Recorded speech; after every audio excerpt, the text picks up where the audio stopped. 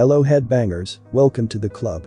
They had plans to work together on a project that had the potential to become the best collaboration in music history. Queen's Freddie Mercury had been on an extreme level of success since the band released their debut album in 1973.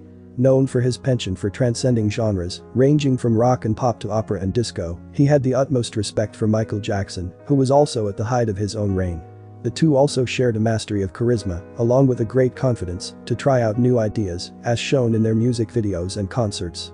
But a musical collaboration never materialized in a lifetime, as Mercury died of complications from AIDS in 1991 and Jackson died of cardiac arrest from a lethal overdose of prescription drugs in 2009. The two met when Michael Jackson attended Freddie Mercury concerts with bandmates Roger Taylor, Brian May and Queen's John Deacon.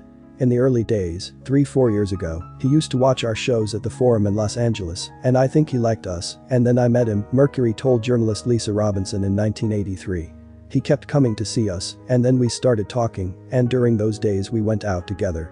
I remember going out to dinner with him. The friendship and mutual admiration continued and were documented in a 1983 Rolling Stone story during one of Jackson's backstage visits to see Queen.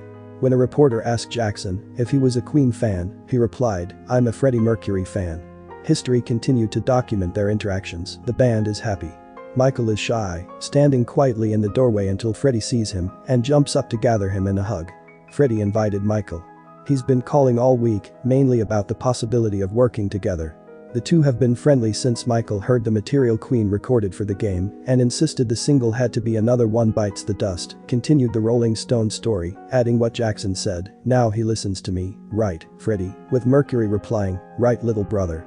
When I'm talking to him, I think, oh my god, he's 25, and I'm 37, Mercury said of their age difference that year. However, he's been in the business longer than me. Mercury and Jackson moved forward with the collaboration, starting with songs on the Jacksons' next album, according to Rolling Stone in 1983, while a later story said it was for Queen's Hot Space album. Other sources said it was to be a duet album. Whatever the songs were, the two definitely started working on demos for 3 tracks in Jackson's studio in 1983. There must be more to life than this, State of Shock and Victory. It was great songs, but the problem was timing, as we were so busy at that time, Mercury later recalled in Mercury, an intimate biography of Freddie Mercury. But time wasn't the only factor that got in the way. Queen manager Jim Miami Beach remembers receiving a frantic call from Mercury during sessions. Freddie said, "You have to get me out of the studio," Beach said in the Great Pretender documentary. When the manager asked why, Mercury reportedly said, "Because I'm recording with a llama. Michael is bringing his pet llama into the studio every day, and I'm really not used to it, I'm already tired, and I want to go out."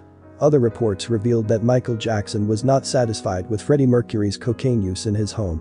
Singer Elton John also confirmed Mercury's penchant for taking drugs, admitting, "Freddie Mercury was able to outdo me at parties, which is saying something. We'd stay awake nights, sitting there at 11 a.m., still flying high." Although the 3 songs they worked on may never have been released the way they originally intended, their joint work ended up being heard. State of Shock was re-recorded by the Jacksons and Mick Jagger and released as a single in 1984. Although they recorded There Must Be More to Life Than This as a duet, Mercury reworked it into an individual song for his only solo album, Mr. Bad Guy, released in 1985. But more than 3 decades after the recording sessions, a joint version was released on Queen's 2014 compilation album, Queen Forever, produced by William Orbit, who also worked on Madonna's hits. "When I first met him in my studio, I was surprised by a plethora of treats offered by the greatest of musicians," said Orbit of Michael Jackson, according to Rolling Stone. Hearing Michael Jackson's vocals was emotional. So vivid, so cool and moving, it was like he was in the studio singing. With Freddie's vocal solo on the mixing board, my appreciation for his gift was taken to an even higher level. While their musical legacies remain somewhat intertwined, their personal friendship has ebbed away. I think he stays at home now. He doesn't like to go out, Mercury also said in the Robinson interview. He says what he wants, he can stay at home. Everything he wants, he just buys it. And that kind of lifestyle wasn't for Mercury. "I'm not that kind of person. I would not do that. I would be bored to death. I go out every night. I hate being in a room for too long anyway. I like walking around. Just my individual approach." As mentioned earlier, Freddie Mercury died in 1991. Michael Jackson died in 2009. And that's all for today. Thank you so much for watching another video. Don't forget to like and subscribe and comment your favorite Queen song in the comments below.